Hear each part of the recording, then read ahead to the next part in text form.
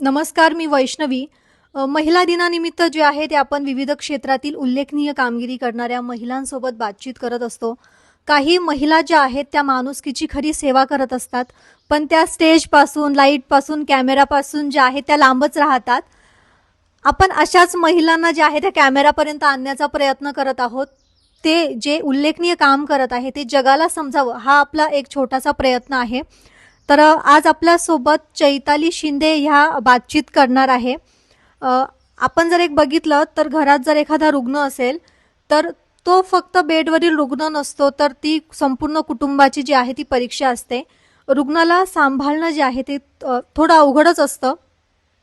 बऱ्याच वेळेस जे आहे ते मुलं जे आहे ते त्यांच्या आई वडिलांना अशा वेळेस सांभाळत नाही. अ, अगदी काही कुटुंबात तर अशी परिस्थिती आहे की आई वडिलांना पूर्ण टाळलं जातं, त्यांच्याकडे दुर्लक्ष केलं जातं.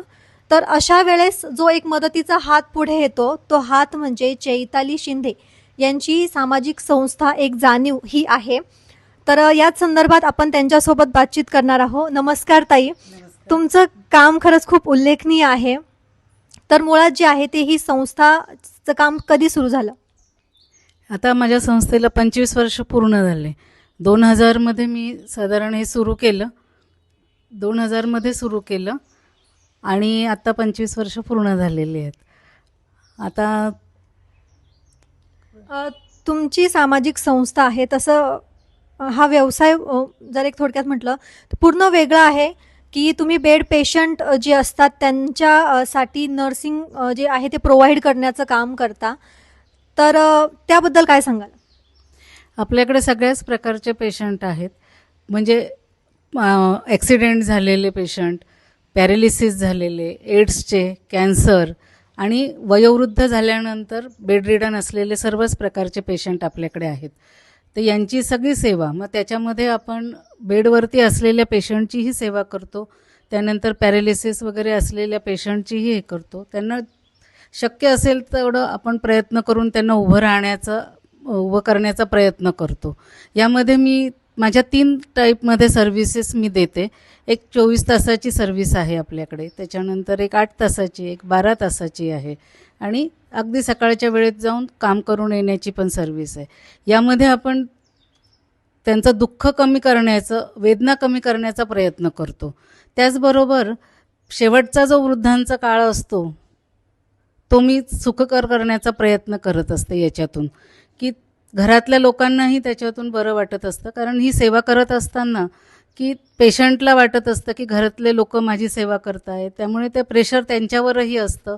पेशंटच्या घरच्यांनाही इच्छा कितीही असली तरी आता या धकाधकीच्या याच्यामध्ये त्यांच्याकडे वेळही नसतो. कितीही प्रेम असलं, काही असलं तरी आता सध्या मुलांकडे वेळ पण नाही आहे त्यांना देण्यासाठी. त्यामुळे त्यांचीही सोय होते. आणि त्याचबरोबर मी ज्या बायका देते कामाला त्या अतिशय गरीब घरातून आलेल्या अशा बायका आहेत. त्यातल्या बऱ्याच जणी विडोज आहेत, त्याच्यामध्ये बऱ्याच जणींना नवऱ्याने टाकून दिलेलं आहे किंवा दारू पिणारा नवरा आहे, व्यसनी नवरा आहे, घरातून त्यांना सपोर्ट नाही. अशा बायकांना आपण जास्तीत जास्त कामं देतो. त्यांना कामं देतानाही आपण ट्रेनिंग देऊन हे कामं त्यांना देतो. त्याच्यानंतर आपल्याकडे ट्रेन नर्सिंग स्टाफ पण त्याच्यामध्ये आहेत. कारण बऱ्याच वेळा कॅन्सर पेशंट किंवा ॲक्सिडेंटच्या पेशंटला ड्रेसिंग, सलाईन, इंजेक्शन्स अशा वेगवेगळ्या गोष्टींची लागते. त्यामुळे आपण ट्रेन नर्सिंग स्टाफ पण आपण त्यांना प्रोव्हाइड करतो. जेंट्ससाठी आपल्याकडे मुलं पण आहेत, त्या बॉईजला पण आपण सगळं ट्रेनिंग देऊन आपण त्या मुलांना कामासाठी आपण पाठवतो. ह्यामधून जास्तीत जास्त रोजगार त्यांना मिळेल, स्वतः स्वावलंबी होतील याचा विचार आपण करतो. आणि याच्यातून पेशंटचे नातेवाईकही की नाही आपल्या पेशंटचं काम होतं आहे म्हणून तेही समाधानी आहेत, पेशंटचं स्वतःचं काम होतं आहे म्हणूनही ते समाधानी आहेत आणि आपली बाई पण होते. कुटुंबाचा जो आहे तो या कामासाठी तुम्हाला सपोर्ट कसा मिळतोय? कुटुंबाचा सपोर्ट मिळतो, कारण ही कामं असतात, माझा 24 तास फोन चालू असतो. त्यामुळे मी फोनवर जरा जास्त वेळ असते. त्यामुळे घरातली बऱ्याचशा गोष्टींकडे, म्हणजे आता घरातले सोडून देतात, हां तेही फोनवर आहे जाऊ दे, म्हणजे त्यामुळे ते हे करत नाही. माझ्या मुलाचा, माझ्या मिस्टरांचा, माझ्या सासू सासऱ्यांचा सगळ्यांचा सपोर्ट यामध्ये आहे. आज मी हे करते तर माझं ऑफिस पूर्ण माझे दोन्ही भाऊ सांभाळतात. कारण मी जाऊ शकत, सतत अटेंड नाही राहू शकत तिथे, तर बाकीचं सगळं माझे भाऊ पण बघतात. आणि त्यामुळे असं माझ्या घरातल्यांचा मला ह्या गोष्टीला खूप सपोर्ट आहे. आणि मुलगा आणि सून पण मला खूप सपोर्ट करते. मुलाला खूप वाटतं की मी अजून काहीतरी करत राहावं असं. तुमचं फॅमिली बॅकग्राऊंड म्हणजे माहेरचा असेल किंवा सासरचा, तो कसा आहे? माझं माहेरचं फॅमिली बॅकग्राऊंड हे पूर्ण सोशल याच्यामधलंच होतं. माझी आई अ, आता ती एक्सपायर झाली आहे, शोभाताई भानुदास वाडेकर. ह्या जवळजवळ 35 वर्ष महिला सहकारी बँकेचे डायरेक्टर आणि चेअरमन वगैरे राहून गेली. तिने मराठा समाजाचं पण खूप काम केलेलं आहे. अनाथ आश्रमासाठी काम केलं आहे. ती रिमांड होम याच्यासाठी पण अटॅच होती. आणि तिच्याकडनंच हा कदाचित मला वारसा मिळाला आहे. आणि त्यामुळे मी हे काम करू शकते, कारण ह्याच कामामुळे मी खूप इतर संस्थांना पण जोडल्या गेले. म्हणजे बरेच हॉस्पिटल की मी वेगवेगळ्या प्रकारचे कॅन्सरचे कॅम्प लावणं, वॅक्सिनेशन देणं, हे याच्यातून डॉक्टर लोकांशी संबंध येऊन त्यांनी मला प्रोत्साहन दिले. आणि आईनी मला खूप प्रोत्साहन दिलं की नाही, ही सेवा करायला पाहिजे. काहीतरी तू समाजात आलेली, तर समाजाचं देणं तू पण लागते. तू काहीतरी कोणत्या तरी मार्गाने आपण पूर्ण केलं पाहिजे, असं तिचाच खूप आग्रह होता. त्याच्यातूनच मी हे सगळं सुरू केलं. आणि तिचा वारंवार मला खूप सपोर्ट होता. माझे वडील पण सोशल याच्यामध्येच जास्त होते. ते बाबा आमटेंच्या याच्यामध्ये जास्त काम करायचे. माझे मिस्टर पण स्वतः खूप सोशल याच्यात आहेत. ते ॲथलेटिक्सचे म्हणजे नॅशनल चॅम्पियन आणि ट्रेनर होते. ते मॅरेथॉन रनर आहेत आणि त्यांनी खूप विद्यार्थी ॲथलेटिक्समध्ये घडवलेत. तर ते पण मला त्या दृष्टीने खूप सपोर्ट करतात. अ, आम्ही जी माहिती घेतली त्यानुसार तुम्ही लग्नानंतर पण शिक्षण घेतलेलं आहे आणि त्यानंतर बऱ्याच डिग्री वगैरे घेतलेल्या आहेत, तर त्याबद्दल काय सांगाल? ते मला शिकायला आवडतं. आणि प्रत्येक डिग्रीचा किंवा ते प्रत्येक याचा म्हणजे गरजेनुसार पण केल्या गेलं. मी माझं MSc आणि MScचं शेवटचं सेमिस्टर मी लग्नानंतर केलं. मग त्यानंतर BEd केलं. मग MBAचा डिप्लोमा केला, तो पण मी याच्यात केला. नंतर कॉम्प्युटरचे डिप्लोमा केले. त्यानंतर मग मुलगा 12वीला गेल्यानंतर जाणवलं की आता याला गरज कमी लागते आपली. मला एकच मुलगा, तर त्याला गरज माझी आता कमी आहे. तो आता त्याच्या विश्वामध्ये हे झाला आहे. मग मी त्यावेळेस आपण आपल्या धर्माचा पण अभ्यास करायला पाहिजे. ह्याच्यातून मग मी गीतेचं डिप्लोमा केलं. पुणा युनिव्हर्सिटीचा गीता, तुकाराम गाथा, नंतर ज्ञानेश्वरी यांचे पण डिग्र्या घेतल्या. त्यानंतर मग मी लॉ केलं. मग 2 वर्षापूर्वी लॉ कंप्लीट केलं. आणि रेग्युलर कॉलेजला जाऊन, म्हणजे ऑनलाईन कोणताच कोर्स केलेला नाही मी. आणि नंतर मग भाषा शिकायची इच्छा, गझल समजली पाहिजे म्हणून उर्दू शिकले. मग उर्दू अरेबिक दोन्हीही मी कौमी कौन्सिलला जाऊन त्या हे केल्या. नंतर मग या व्यवसायात आल्यावर फार्मसिस्टची जरा गरज भासायला लागली की आपल्याला थोडंसं त्यातलं नॉलेज हवं. मग मी फार्मसी केलं. फार्मसीचं मी KTHM कॉलेजमधून पूर्ण तो त्यांचे हजार मार्क. म्हणजे या एवढ्या शिक्षणाचा तुम्ही सामाजिक कार्यात जो तुम्ही आता करत आहात त्याचा कसा उपयोग करून घेतला?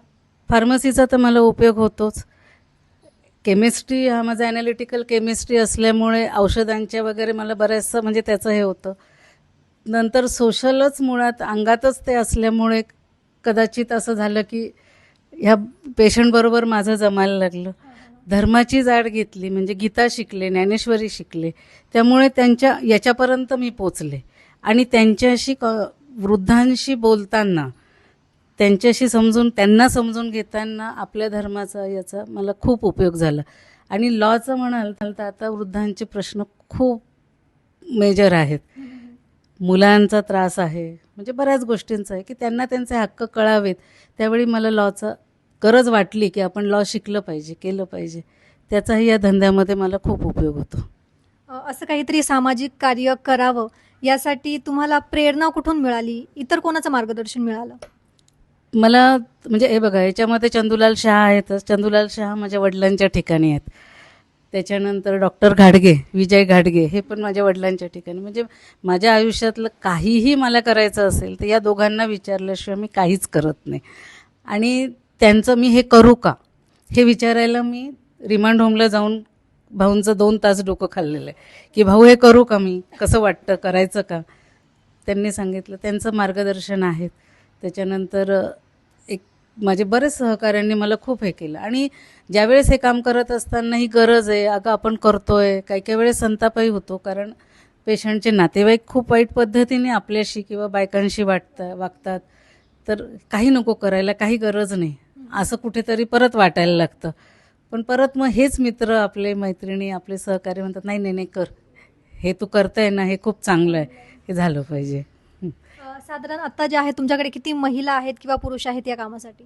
आता साधारण माझ्याकडे 350 महिला आहेत आणि 150 पुरुष आहेत. अच्छा. एक साधारण काही वर्षांपूर्वी तुमच्याकडे 2,500 ते 3,000 महिला होत्या. काय सांगाल त्याबद्दल? काय सांगाल? 2,500-3,000 हजार महिला माझ्याकडे होत्या. त्याच्यासाठी मी कोणत्याही संस्थेशी किंवा डॉक्टरांशी कनेक्ट न राहता, कुठेही ॲडव्हर्टाईज न करता, आपोआपच मला बायका मिळत गेल्या, पेशंट मिळत गेल्या. आजही मला इमर्जन्सी वाटली तरी कुठून तरी फोन येतो, मॅडम काम मिळेल का, मी इथे इथे कामं केलेले आहेत. मग आपण सर्वे घेऊन घेतो. कदाचित माझं हे कोणत्या तरी याचं देणं बाकी असेल, करता सवरता तो आहे, तोच मला हे देतो आणि तो माझ्याकडनं हे कडून घेतो आहे. आणि आपण हा कमीत कमी पैशांमध्ये, कमीत कमी बेनिफिटमध्ये हा धंदा करते. बेनिफिट म्हणण्यापेक्षा मला नकोच असतं, कारण देवाने मला घर, 2 वेळेस खायला सगळं दिलेलं आहे. त्यामुळे मला काही अशी पैशाची खूप गरज आहे असं काही कधी वाटलंच नाही. त्यामुळे ही सेवा म्हणूनच करते. आणि ह्या बायकांकडनं आलेल्या पैशांमधूनच आपण त्यांच्या मुलांचे किंवा इतरही कोणी हे झालं तर त्यांच्या मुलांचं आपण शिक्षणही करतो. आज साधारण मी 20 मुलांचं शिक्षण करते. 25 बायका आपल्याकडे अशा आहेत की माझ्याकडे आता 25 वर्ष झाले या धंद्याला. त्यामुळे वयस्कर झाल्या आहेत, त्याही आजारी असतात, तर त्यांचाही आपण सांभाळ करतो. ताईंनी जे आहे ना, व्यवसाय हाही शब्द वापरला आणि मी सामाजिक संस्था, सामाजिक सेवा हा शब्द वापरते. याचं कारण हे आहे की इतर संस्थांच्या तुलनेत ताईंचे जे नर्स प्रोव्हाइड करण्याचं असेल किंवा आया प्रोव्हाइड करण्याचं जे काम आहे ते पैसे खूप कमी घेतले जातात आणि जे पैसे घेतले जातात हे फक्त ज्या महिला काम करतात ह्या सरळ त्यांनाच दिले जातात. त्यामुळे ताईंचा जो आहे तो इथे कुठलाही आर्थिक फायदा नाही, फक्त सामाजिक सेवा म्हणून ते हे काम करत आहे. तर माझा पुढचा प्रश्न असा आहे की हे काम जे आहे ना ते खूप मोठं धैर्याचं आहे, कारण पेशंटला सांभाळणं कुटुंबाला देखील ओझं म्हणता येईल, जबाबदारी म्हणता येईल असं वाटतं. तर अशा वेळेस जे पेशंट्स खूप पूर्ण अंथरुणाला खिळलेले असतात, अशा पेशंटला सांभाळण्याचं खूप जबाबदारीचं काम आहे. तर हे पेशंटला सांभाळण्याचं जबाबदारीचं काम हे तर आहेच डोक्यात, पण ज्या महिला तिथे जातात त्या सुरक्षित तिथे जाताय का, तिथून परत घरी येताय का, कशा येताय, सुखरूप येताय का, ही खूप जबाबदारी आहे. तर ते काय सांगाल त्याबद्दल? आता पूर्वीच्या काळी असं मला कधी जाणवायचं नाही, कारण माणसंही चांगले होते, घरातलं वातावरणही चांगलं होतं, रस्त्याने जातानाही टेन्शन नसायचं. पण आत्ताचा काळ असा आहे की आता प्रचंड भीती वाटते. माझी बाई घरातून निघाल्यावर ती तिथे पोचली का, ही जबाबदारीही माझ्यावर असते. कारण आता रस्त्यामध्ये कोण काय करेल काय नाही, बायकांच्या बाबतीत इतकं सिक्युअर आता बाई नाही आहे. आणि रात्रीच्या स्पेशली नाईट शिफ्टच्या ज्या बायका आहेत त्यांची काळजी असते. परत पूर्वी मी घरामध्ये एकट्या बाईलाही सोडत होते, पण आता जर त्या घरात पुरुष असेल तिथे बाईला सोडायची सिक्युरिटी आत्ता राहिली नाही, आता विश्वास राहिला नाही. त्यामुळे ती पण जबाबदारी. त्याच्यानंतर बाई माझी त्या घरामध्ये जाते, त्या घराचीही जबाबदारी माझ्यावर येते, कारण त्या घराची सिक्युरिटी आहे. कारण कोणाच्या मनात काय चालू आहे हे सांगता येत नाही, तर ती पण जबाबदारी आहे. म्हणजे आणि बाईची स्वतःची पण जबाबदारी, कारण तिच्या मागे मी तिचं ते घर पण चालवते, तिच्या इतर गरजाही मला पूर्ण कराव्या लागतात. ते कारण ह्या पगारामध्ये तिचं जर भागत नसेल तर तिच्या मुलांचं शिक्षण आहे, तिला घरी जर त्रास होत असेल तर हा लॉचा उपयोग मी माझ्या बायकांसाठी पण खूप करते की ह्या बायकांनाही मी संरक्षण मिळवून देण्याचा प्रयत्न. आज माझ्याकडे अशा बायका की मी लॉ झाल्यानंतर जवळजवळ 15-20 जणी अशा आहेत की मी त्यांना आता एकत्र ठेवलं आहे की बाजूला राहा, की इतका त्रास सहन करायचा नवऱ्याचा, सासू सासऱ्यांचा, तर आता गरज नाही आहे, तुम्ही कमवतायत. तर काम करण्यासाठी ज्या तुमच्याकडे महिला आहेत तर मग त्यांच्या प्रतिक्रिया कशा आहेत या कामाबद्दल? त्या म्हणजे मला मॅडम म्हणतच नाहीत कोणी. आता यांचं नातं माझ्याशी असं आहे की ज्या सगळ्याच बायका माझ्यापेक्षा वयाने मोठ्या आहेत.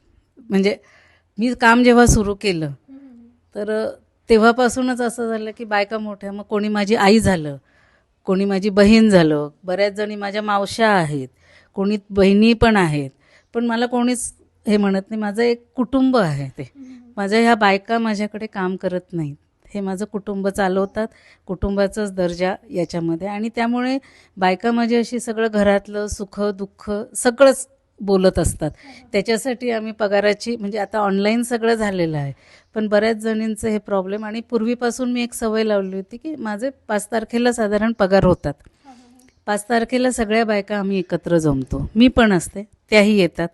2 तास आम्ही आमचे घालवतो त्याच्यामध्ये. असं मग काहीतरी कोणाला वाटलं की आज हे खायचं आहे, मग 5 तारखेला आम्ही सगळे मिळून ते वस्तू म्हणजे नाश्ता होतो, हे होतो. मग त्याच्यामध्ये सुखदुःखाच्या गोष्टी पण होतात, काही घरातल्या गोष्टी होतात, आपल्याकडनं काही मदत होत असेल त्यांना कारण शक्यतो मदत करण्याचा आपण प्रयत्न, फिनान्शियलीच असं नाही, बाकी पण काही वेळेस सपोर्टची पण गरज असते, इमोशनली पण बायकांना खूप गरज असते. आणि त्या घरी एवढ्या हक्काने बोलू शकतात की मला नवरा म्हणजे तुझी गरज नाही किंवा सासू सासऱ्यांची गरज नाही, माझी बाई मला सांभाळेल किंवा माझी ताई मला सांभाळेल, हा विश्वास त्यांना माझ्याविषयी. आणि कोणीच नाही, तुम्ही कोणत्याही माझ्या एखाद्या कोणत्याही बाईशी बोललं तर मी स्वतःने सांगत, पण अजूनपर्यंत कोणीही माझ्या अंगावर हे किंवा वाईट कोणी बाहेर बोललं माझ्याविषयी किंवा अजून तरी नाही. आणि आपल्याकडे हे काम करत असताना आणखीन एक मी गोष्ट सांगेल की 25 वर्षात माझ्याकडे बेड सोर्स झालेत असं एक पण पेशंट नाही. इतक्या माझ्या बायका खूप याच्याने काळजी घेतात. त्याच्यानंतर चोरी झाली, कोणाची वस्तू गहाळ झाली किंवा वाईट पद्धतीने पेशंटला वागणूक दिली, अशी एक पण कंप्लेंट आजही माझ्या रेकॉर्डला नाही. त्यामुळे मला माझ्या बायकांवरती खूप विश्वास आहे, माझा अभिमान आहे त्या बायका माझा. जे मी पण आधी बोलली, तर ती इतरांच्या तुलनेत ती आहे फी इथे फार कमी घेतली जाते, तर ती का कमी घेतली जाते? मला गरजच नाही लागली. नवऱ्याच्या जीवावर खाऊ शकते 2 वेळेस, देवाने घर दिलेलं आहे, मुलगा पण माझा खूप चांगला आहे की मला पैसे पाहिजे आणि मी कमवलंच पाहिजे असं मला कधी वाटलंच नाही. आणि हे करत असताना मी मध्ये मध्ये बरेच उद्योग पण केले. म्हणजे मी कॉलेजला लेक्चरर म्हणून पण होते, शाळेमध्ये पण शिकवलं, ट्युशन्स घेतले आहेत, त्याच्यानंतर कुकिंगचे क्लासेस चालवले, नंतर मी हॉटेल चालवलं, 15-1 वर्ष मी हॉटेल चालवत होते. म्हणजे हे नंतर कपड्यांचा व्यवसाय केला, मी हे उद्योग केले, पण ह्या धंद्यातून मला पैसे हवेत असं मला कधी गरजच वाटलं नाही. आणि शेवटी परमेश्वराचे आशीर्वाद आहेत माझ्या पाठीशी, तो करून घेतोय माझ्याकडनं, ते होतं. मी फक्त निमित्त मात्र आहे याच्यात. आता या जे संस्थेत आहे सामाजिक कार्यात, भविष्यात काही वेगळं नियोजन आहे का? ह्याच्याबरोबरच मला आता असं की एक्सरे मशीन, की बऱ्याच पेशंटचं घरामध्येच पेशंट आपले पडतात, पण त्यांना हॉस्पिटलला ॲम्ब्युलन्समध्ये नेणं म्हणजे एक्सरे काढणं आहे, ECG काढणं आहे किंवा ह्या टेस्ट आहे किंवा डॉक्टर अवेलेबल करून देणं. आता पॅथॉलॉजी आपण करतो आहे, आपण ह्या सर्व्हिसबरोबर पॅथॉलॉजी आणि मेडिसिनची सर्व्हिस देतो आहे की फ्री होम डिलेवरी आहे मेडिसिनची आणि विदाऊट टॅक्स आपण ते पैसे देतो, मिनिमम टॅक्स, आणि त्याच्यामध्ये डिस्काउंट करून आपण देतो आहे. कारण बऱ्याच आजी आजोबांमध्ये जर आजोबा पेशंट असेल, आजीला जर काही करता येत नसेल तर ती बाहेर जाऊन औषधं आणू शकत नाही, तर त्याच्यासाठी आपण ही सोय केली. पण त्याचबरोबर मला आता असं इच्छा आहे की आता ECG म्हणा किंवा पॅथॉलॉजीची पण आपण केलेली आहे त्यांची, पण ECG, एक्सरे, सोनोग्राफीसारख्या टेस्टचं मशीन, आता पोर्टेबल मशीन निघालेले आहेत, तर ते आपण त्यांना देऊ शकतो का ते बघायचं आहे. त्याच्यानंतर मला डॉक्टर सर्व्हिस देण्याची इच्छा आहे की इमर्जन्सी जर आली तर घरी जाऊन डॉक्टर हे सगळं करू शकतील, पण ते कमीत कमी खर्चामध्ये. माझा तिथे प्रॉब्लेम आला आहे, डॉक्टर आहेत पण फी कमीत कमी घ्यावी अशी माझी हे आहे. त्याच्यासाठी मी प्रयत्न करते की अशी टीम उभी करावी, त्यांना अशा वेगवेगळ्या सर्व्हिसेस आपण घरीच देऊ आणि कमीत कमी पैशात त्यांना परवडेल अशा ह्याच्यात द्यावं अशी इच्छा आहे.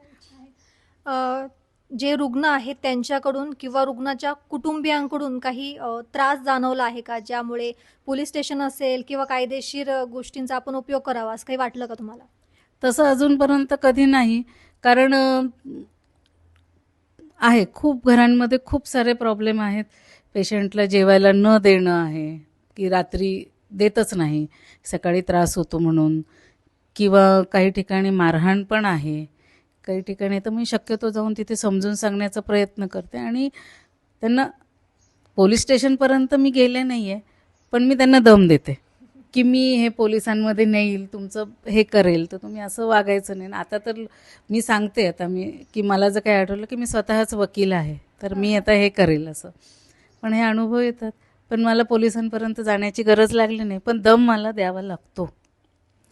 बऱ्याच ठिकाणी पेशंटला त्रास होतो घरामध्ये अजूनही, तर ते करावं लागतं. पण त्याच्यातून ठीक आहे, ऐकतात लोक, घाबरून का होईना ऐकतात, करतात. आणि त्यामध्ये पण एक गोष्ट सांगते की माझ्या बऱ्याच बायका आपल्याकडे पेमेंटला जेव्हा येतात, तर ज्या ज्या ठिकाणी असे प्रॉब्लेम आहेत, खूप मोठमोठ्या घरांमध्ये हे प्रॉब्लेम आहेत की त्यांचा घरातला, म्हणजे माझी बाई स्वतः डबा करून पेशंटला रात्री लपून खाऊ घालते. त्यासाठीचे आपण डाळ तांदूळ, म्हणजे त्याच्यासाठी लागणारं हे भाज्यांचे पैसे आपण आपल्या खर्चातून देतो, की घरात वाद होण्यापेक्षा तू पेशंटला खाऊ घाल, कारण पेशंट सुखात आनंदात आणि त्याचे शेवटचे दिवस आपण चांगले काढले. हे बघा, आई वडील लहानपणी सांभाळतात, पुढे नवरा बायको एकमेकांना सांभाळते, मुलं सांभाळतात, नंतर डॉक्टर बघतात, शेवटच्या वेळी त्यांचे शेवट मी करते आणि तो चांगला करावा असं मला वाटतं, म्हणून तुम्ही हे काम करत राहते आणि करत राहणार. खरं ताईंचं काम खरंच किती उल्लेखनीय आहे आपण बघितलं. पण ताईंना जे आहे ना ते कॅमेरापासून जरा लांब राहायला आवडतं. तर त्यांना फार विनंती केल्यानंतर त्या त्यांच्या कामाबद्दल जे आहे ते आपल्यासोबत बोलल्या. तुम्हाला देखील जर या संस्थेशी संबंधित काही माहिती हवी असेल किंवा नर्स असतील किंवा आया हव्या असतील, तर तुम्ही जे स्क्रीनवरती नंबर दिसत आहे त्या नंबरवरती ताईंना संपर्क करू शकता. त्यामुळे जे अगदी कमी शुल्कात जे आहे ते तुमच्या आजूबाजूला असतील किंवा तुमच्या कुटुंबात असतील जे रुग्ण आहेत, जे अंथरुणाला खिळलेले आहेत, तर अशा रुग्णांना अगदी जबाबदारीने, मोठ्या धैर्याने जी आहे ती त्यांची सेवा जी आहे ती केली जाईल. कॅमेरामन आकाश भालेराव सह मी वैष्णवी सांगळे, नाशिक.